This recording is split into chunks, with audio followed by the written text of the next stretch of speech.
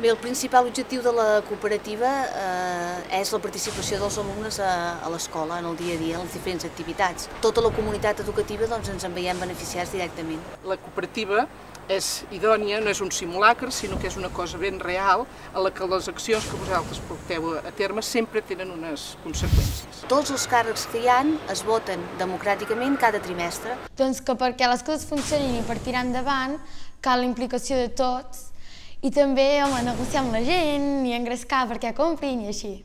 Guanya sobretot, bàsicament, en democràcia, perquè els nens són més crítics, sou més participatius, l'escola es torna més activa, us la sentiu més vostra.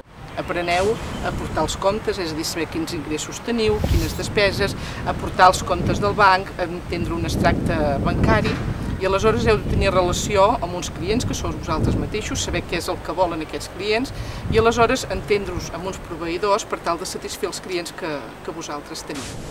I es treballa en equip, també perquè tothom té el mateix pes i perquè tothom aporta un valor diferent, el millor que té. Para mí el sentido de la educación va mucho más lejos del va, ve, vi, bo, bu.